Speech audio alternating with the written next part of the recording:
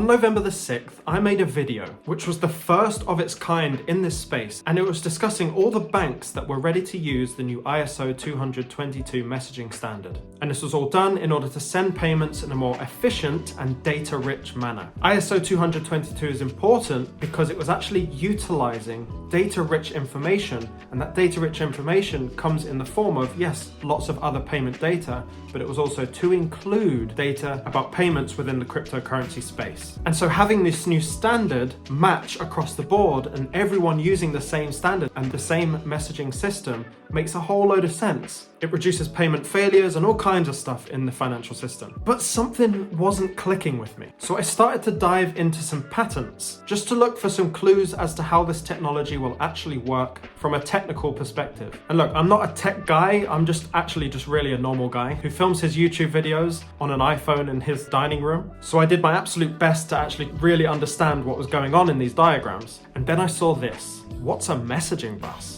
Well, my best guess at the time was that Bank A sending the transaction would retrieve the token information from the messaging bus so that the ISO message can continue on its journey over to Bank B.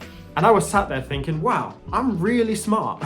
And I think I'm actually understanding what T's Crypto Spot has been saying this whole time. And he's in tech. Definitely go subscribe to him. So I published that video feeling very, very smug indeed, fully believing that I had figured it all out. Until I figured out something very recently, and oh no, I was wrong. I was completely wrong. The messaging bus is only the beginning of the information of the ISO message information retrieval process. There is more. The messaging bus is simply the vessel for the information, not the creator of the information itself. What I had failed to explore was the journey the information has to take before it even gets to the messaging bus, which all takes place in the token database. And not only did I discover that I was just scratching the surface of all of this ISO stuff, but I also realized there's a whole other ISO standard, multiple ISO standards that I'd never paid attention to.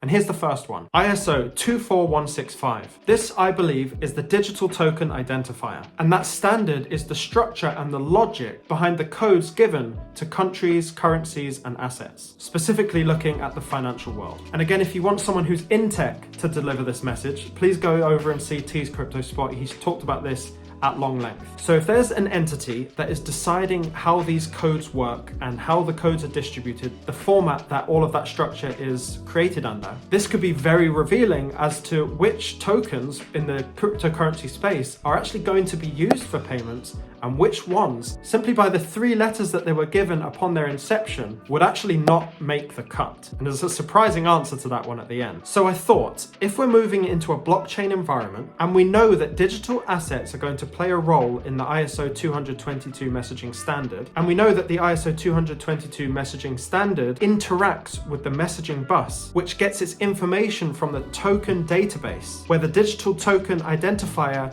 resides, understanding that all the codes within the digital token identifier have to conform in those 3-letter codes of cryptocurrencies being added to these asset lists and country lists that already exist. We have to understand that the token database has to have a regulation, it has to have a system by which these digital assets are given their codes and it doesn't conflict with any others, so that those codes can come from the digital token identifier, from the token database, so it can then move through the internet, attach itself there to the messaging bus, and the ISO 222 message has now all of this rich data, this increased amount of data in that message to then go on to Bank B. What you realize really quickly is that these 3-digit asset codes cannot conflict with any other code in any other ISO standard. So whether it's a standard code in ISO 42117 or 42165 or 3166, they cannot overlap. No 2 codes can match. Then I found something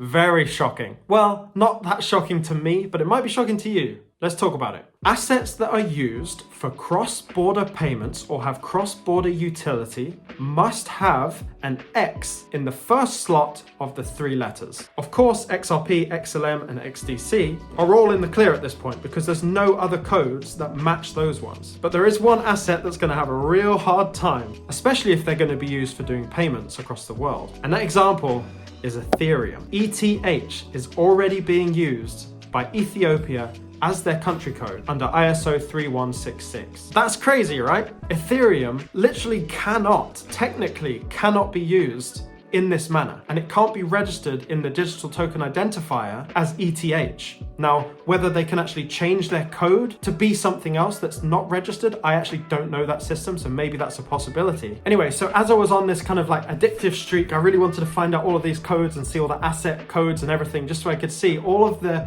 cryptocurrencies that could be discounted from this system. So I found one called ISO 4217, and I found the exact heading of the document that's going to give me all the codes I ever wanted. So I click it, and nothing. I couldn't believe my eyes. It was a paywall. And I wonder why. This information must be really, really important. So 2 seconds later, I was $40 in the hole, sitting there patiently hoping and praying that some juicy information was about to come out of this document. And while I was waiting for the payment to go through, I realized I could have got the document for free on Google.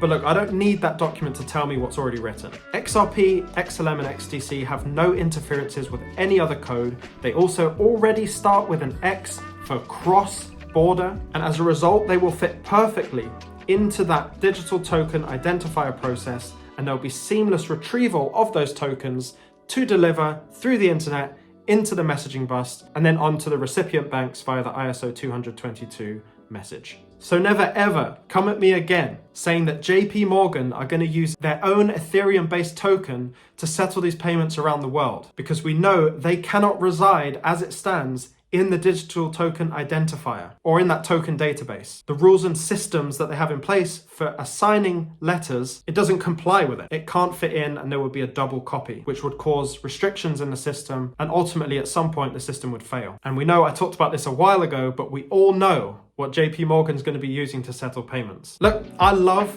deep diving and spending $40 for absolutely no reason, and that's why you need to subscribe to this channel, just so my sanity can be maintained. Stay emotions out there, and I'll see you in the next one.